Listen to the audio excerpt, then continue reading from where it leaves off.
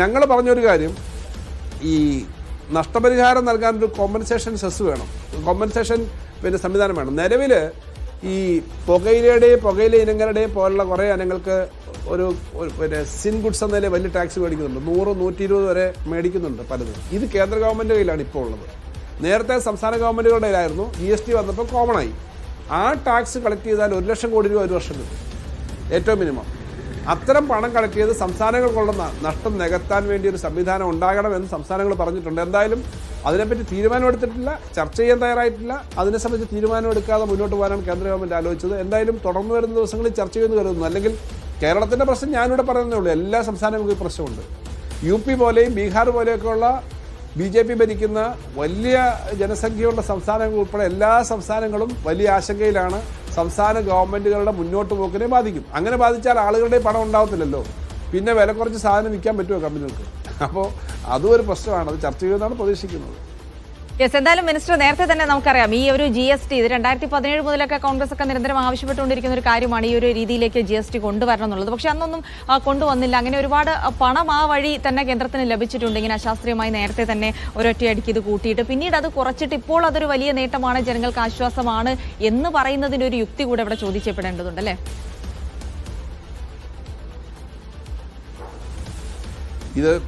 ഇതിനകത്ത് ഇതൊരു ഭരണകക്ഷി BJPയുടെ ഒരു പ്രചരണം എന്ന നിലയിലൊന്നും അവർ കണ്ടിട്ട് കാര്യമില്ല. കാരണം അത്രയും വലിയ തരത്തിലൊന്നും ജനങ്ങൾക്കിടയിൽ ഇത് വരുന്നില്ല. കുറച്ച് ദിവസങ്ങളിൽ നിൽക്കും. പക്ഷേ യഥാർത്ഥ പ്രശ്നം BJP ആയിക്കോട്ടെ, കോൺഗ്രസ് ആയിക്കോട്ടെ, ഇടതുപക്ഷം ആയിക്കോട്ടെ, മറ്റു പാർട്ടികളായിക്കോട്ടെ, രാജ്യത്തിൻ്റെ അകത്തുള്ള സംസ്ഥാനങ്ങളും ശക്തമല്ലെങ്കിൽ രാജ്യത്ത് വല്ലാത്തൊരു അനിശ്ചിതാവസ്ഥ ഉണ്ടാവും. അപ്പോൾ പബ്ലിക് ഫൈനാൻസ് എന്ന് പറഞ്ഞാൽ നമ്മുടെ നാട്ടിൽ പൊതു ഖജനാവിൽ നിന്ന് പോകുന്ന ചിലവാണ് ഏറ്റവും പ്രധാനമായിട്ടും നമ്മുടെ നാടിനെ നയിക്കുന്നത്. കാരണം അല്ലാതുള്ള പല രാജ്യങ്ങളിലും ഉള്ള പോലെ വലിയ സ്വകാര്യ വ്യവസായ മൂലധനം ഇവിടെ ഇല്ല.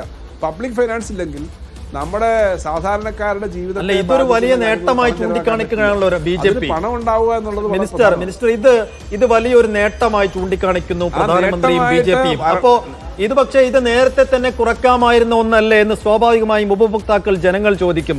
ഇത്രയും കാലം ഇത്രയും വലിയ നഷ്ടം സഹിച്ചാണോ ഞങ്ങൾ ഈ സംഗതികൾ മേടിച്ചുകൊണ്ടിരുന്നത്?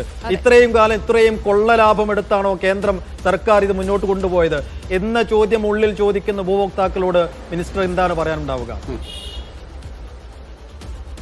അല്ല, അങ്ങനെയുള്ള ചോദ്യങ്ങൾ കാണും. ഏറ്റവും പ്രധാന കാര്യം എനിക്ക് ഇത് വേണ്ടത്ര ഒരു പഠനം നടത്താതെ പെട്ടെന്നൊരു പ്രഖ്യാപനം നടത്തുന്നതല്ല. വേണ്ടത്ര പഠനം നടത്തിയിട്ടില്ല, യഥാർത്ഥത്തിലുള്ള നഷ്ടം എത്രയാണെന്ന് മനസ്സിലായിട്ടില്ല, കൺസ്യൂമേഴ്സിന് ഇതെങ്ങനെ കൃത്യമായി കിട്ടുമെന്നുള്ള പഠനം നടത്തിയിട്ടില്ല. ബീഹാർ തെരഞ്ഞെടുപ്പ് വരുന്നു എന്നുള്ളതാണ് ഏറ്റവും പ്രധാനപ്പെട്ട കാര്യം ഇതിപ്പോൾ പ്രഖ്യാപിക്കാൻ. എന്തായാലും പറഞ്ഞ കാര്യങ്ങൾ വേണ്ടത്ര നന്നായിട്ട് നടത്താൻ പറ്റത്തില്ല. അതുമാത്രമല്ല, അന്തർദേശീയമായ പ്രഷറും ഉണ്ട് ഇതിൻ്റെ പിന്നിൽ. ഇപ്പോൾ ട്രംപ് പറഞ്ഞത് നിങ്ങൾ ശ്രദ്ധിച്ചിട്ടുണ്ടാവും. ട്രംപ് ഒരിക്കൽ പറഞ്ഞു, India and Russia are dead economics because their tariff rates are very high. അത് ഇമ്പോർട്ട് എക്സ്പോർട്ട് ഡ്യൂട്ടിയുടെ ടാരിഫ് അല്ല പറഞ്ഞത്, ഇന്റേണൽ ടാരിഫ് വളരെ കൂടുതലാണെന്ന് അന്തർദേശീയ കമ്പനികൾക്ക് അഭിപ്രായമുണ്ട്. ഇന്ത്യക്കകത്ത് 28% മേടിക്കുന്നതിന് പകരം 10%, 5% മേടിച്ചാൽ മതി എന്നാണ് അന്തർദേശീയ കമ്പനികൾ പറയുന്നത്. അപ്പോൾ അവർക്ക് ഇന്ത്യൻ ഡൊമസ്റ്റിക് മാർക്കറ്റിൽ കൂടുതൽ സാധനം വിറ്റഴിക്കാൻ സഹായിക്കും. ഇങ്ങനെയുള്ള പല കാര്യങ്ങളും ഈ താരിഫ് പുനർനിർണ്ണയത്തിൻ്റെ പിന്നിലുണ്ട്. ഒരിക്കലും ഒരു രാജ്യത്തിൻ്റെ പൊതുവായ സാമ്പത്തിക താല്പര്യങ്ങളെ പറ്റി പഠനം നടത്താത്ത കാര്യങ്ങൾ ചെയ്യില്ല. സംസ്ഥാനങ്ങളെ സംരക്ഷിക്കാനുള്ള ഉത്തരവാദിത്വം കേന്ദ്ര ഗവൺമെൻറ് എടുക്കണം. ഈ ടാക്സിൻ്റെ കുറവ് ജനങ്ങൾക്ക് കിട്ടാൻ വേണ്ടിയിട്ട് സ്റ്റെപ്പ് എടുക്കണം. ഇതാണ് നമ്മളിപ്പോൾ പറയുന്നത്. ഒറ്റ കാര്യം കൂടി മിനിസ്റ്റർ, ഇതിപ്പോൾ ചെറുകിട വിപണിയിലേക്ക് വരുമ്പോഴേ നാട്ടുകാർക്ക് ഈ സാങ്കേതികത്വം ഒന്നും അറിയില്ല. അവർ വരുമ്പോൾ തന്നെ ഈ വിലക്കുറവ് എന്തുകൊണ്ട് കാണുന്നില്ല എന്ന് ചോദ്യം ചോദിക്കുമല്ലോ. അപ്പോൾ ഇവർക്ക് ഈ പരാതികളും കംപ്ലയിൻസ് ഒക്കെ റൈസ് ചെയ്യാൻ എന്തെങ്കിലും സംവിധാനം ഉണ്ടോ നിലവിൽ?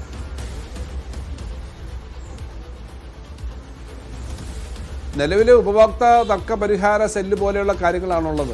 ഈ കോടിക്കണക്കിന് ആളുകൾ വഴി വ്യാപാരം നടക്കുന്നൊരു സ്ഥലത്ത് ഓരോ കേസിലും വരുന്നതിനകത്ത് ചിലപ്പോൾ പരിമിതി വരാം. പക്ഷേ ഇപ്പം പരാതി പരിഹാര സെല്ലുണ്ട്. കേന്ദ്ര ഗവൺമെൻറ് ഇതിനകത്ത് വിജിലൻ്റ് ആവണമെന്ന് പറഞ്ഞിട്ട് ഞങ്ങളുടെ ഉദ്യോഗസ്ഥന്മാരുടെ ഈ കാര്യത്തിനകത്ത് പ്രത്യേക ശ്രദ്ധ വേണമെന്ന് പറഞ്ഞിട്ട് അത് കുറച്ച് ശക്തിപ്പെടുത്താം. പക്ഷെ അതുകൊണ്ട് മാത്രം ഈ പ്രശ്നം പരിഹരിക്കാൻ പറ്റില്ല. കാരണം പല മാർഗങ്ങളുണ്ട് ഈ വില കൂട്ടാൻ കമ്പനികൾക്ക്.